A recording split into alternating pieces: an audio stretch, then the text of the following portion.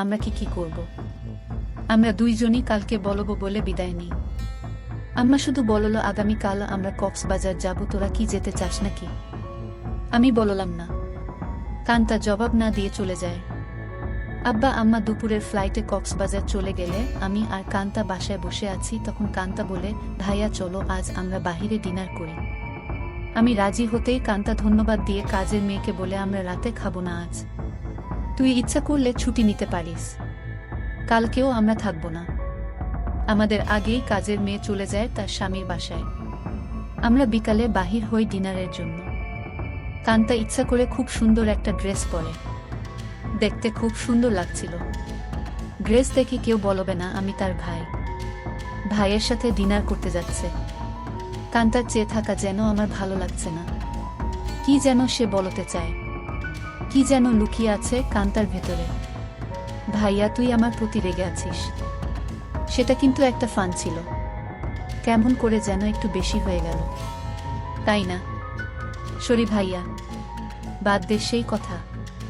আমরা তো ভাই বোন, কিন্তু বন্ধু বটে। আমরা ডিনার করে রাত 10টায় আমরা বাসায় চলে আসি। কান্তা ড্রেস চেঞ্জ করে নিচে টিভি দেখতে আসলে দেখে আমি বসে আছি। ভাইয়া চেঞ্জ করে আস, মুভি দেখব, আগামীকাল কয়েকজনকে ডেকে নিয়ে পার্টি দেব। কি বলো? বেশি না, তুই যাকে ইচ্ছা বলে দিস আসতে, আমি রাজি। যেন ওসব জিনিস না আনে। আমি একটা শর্ট পরে নিচে এসে একটা হিন্দি মুভি দেখছি। কান্তাও শর্ট পরা। মা বাবা না থাকলে আমরা প্রায় সময়ই তা পড়ি। অনেকক্ষণ কান্তা কোনো কথাই বলেনি। অন্য সময় মুভি পছন্দ না হলে বা সাউন্ড বেশি কম নিয়ে ঝগড়া করে। আমি প্রথম কথা বলি, কিরে কান্তা কফি খাবি? দাঁড়াও ভাইয়া আমি বানিয়ে নিয়ে আসি, বলে কিচেনে চলে যায় এবং কেটলিতে পানির সুইচটা দিয়ে অপেক্ষা করে। আমিও গিয়ে পাশে দাঁড়াই আর বলি, তোর মন খারাপ নাকি? কিছু তো বল। না ভাইয়া, আমার সেই ভুলের জন্য খারাপ লাগছে। কি যে বলিস, কি হয়েছে? আমি কিছু মনে করি নাই। ভালোই লেগেছে, ভালোই লেগেছে কথাটা বললাম কারণ কান্তা যেন সহজ হয় একটু। তোমার ভালো লেগেছে? তা আমি তখনই বুঝেছিলাম। কফি নিয়ে আমরা সোফায় পাশাপাশি বসে টিভি দেখছি। কান্তা আমার গাড়ে মাথা রেখে বলে, ভাইয়ে তুমি আম্মা আব্বাকে বলে আমাকে বিয়ে দিয়ে দাও। এত তাড়াতাড়ি বিয়ে করতে চাস কেন? আমি, না ভাইয়া তুমিও করো, আমাদের তো আর লেখাপড়া করে চাকরি করতে হবে না, তাহলে এনজয় করি। কি বলো? দেখলে না তুমি আমার সাথেই কি মজা পাইলে? ভাবি হলে তো আরো পেতে নাকি? কেন? ভাবির কি দুইটা মুখ, আলাদা মজা লাগতো। আরে না ভাইয়া, মুখ একটা, জিহ্বা একটা ছাড়াও মজা লাগার আরো জায়গা আছে। আর সেদিন তুমি আমাকেই ভাবি মনে করে তোমার হাত অন্য জায়গারও খুঁজেছিল। কান্তা আমার কুলে মাথা রেখে বুক চেতিয়ে শুয়ে পড়ে।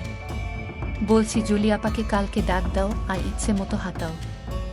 অনেক বড় বড় আছে জলি আপার গুলো, আমার এত বড় দরকার নাই, ছোটই ভালো।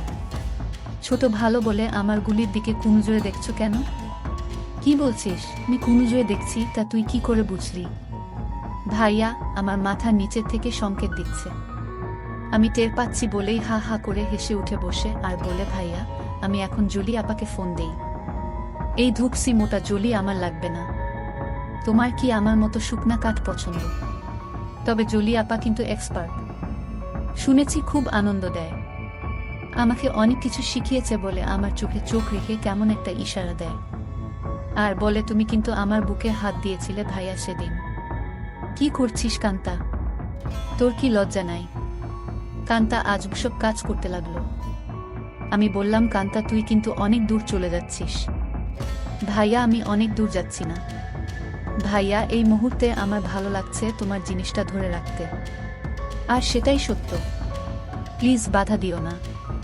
কান্তা তুই আমার ছোট বোন, খুব আদরের। আমি চাই না সামান্য একটু ভুলের জন্য আমাদের জীবন নষ্ট হোক। ভুলের মাঝে আমরা বেঁচে থাকি। ভাইয়া আমাদের সম্পর্কে ফাটল ধরবে না। কান্তা এইসব তুই শিখলে কোথায়? ভাইয়া বয়স হয়েছে, মুভি দেখি আর আমার কাছে রাবারের একটা আছে, সেটা দিয়ে প্রতিরাত প্র্যাকটিস করি। সব শিক্ষার বড় শিক্ষা হলো সেটা। সব মেয়েদেরই বিয়ের আগে এই শিক্ষা অর্জন করা উচিত। অনেকক্ষণ আমাদের মাঝে কোনো কথা নেই, শুধু একে অপরের শ্বাসরুদ্ধকর মুহূর্তকে এনজয় করি। এত সুখ, এত আয়েশ জীবনে পাই নাই। কান্তা আমার কানের কাছে বলে, ধন্যবাদ ভাইয়া, তুমি তো বাজিমাত করে দিয়েছ। আমার খালতো ভাই সোহানের বিয়ে আগামীকাল।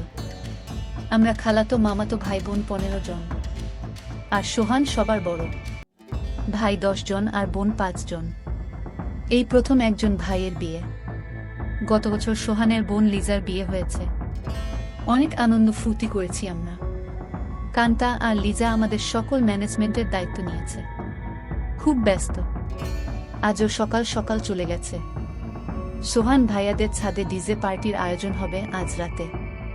আব্বুর ক্লায়েন্ট ঢাকায় কানাডা থেকে আসছে, তাই সকাল সকাল হোটেল থেকে তাদের নিয়ে ব্রেকফাস্ট করে ফ্যাক্টরি পরিদর্শন করতে হবে।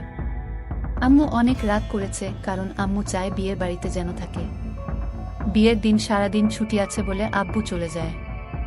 আমি 11টায় ঘুম থেকে উঠে দেখি সেজেগুজে বসে আছে, খালার বাসায় যাবে এবং সেখান থেকে মেয়ের বাড়িতে কিছু জিনিস নিয়ে যেতে হবে। আমাকে দেখেই বলে, কিরে আজ অন্তত একটু তাড়াতাড়ি উঠলে কি হয়। কাজের মেয়েকে না বলে আজ নিজেই নাস্তা দেয় আমাকে। আর ফোনে বড় খালার সাথে স্পিকারে দিয়ে কথা বলছে। ড্রাইভার আমাদের বাসার সামনে বসে আছে, যেন তাড়াতাড়ি যায়। কি ব্যাপার আম্মু, আজ নিজে এত আদর করে নাস্তা দিচ্ছ ব্যস্ততার মাঝেও? ফোনে থেকেই আম্মু বলে, তুইও তো আম্মুকে আদর করে অনেক কিছু খাইছিস, তাই একটু চামচামি করছি যেন আসল জিনিসটা পাই। বড় খালা বলে, কার সাথে কথা বলছিস? ছাবিনা? ছাবিনা আমার মায়ের নাম। আপি অঙ্কিত। এখন ঘুম ভাঙল। সবাই ভাবছে অঙ্কিত রাগ করেছে। ওকে সাথে করে নিয়ে আয়। ফোনটা অঙ্কিতকে দে। আপি শুনছে, কথা বলো। এই অঙ্কিত, গতকাল আসলি না কেন? সবাই ভাবছে তুই রাগ করেছিস। কারো ফোন ধরিস নাই কাল বিকালে। রাগ করিব কেন? গতকাল আম্মুর একটা বিশেষ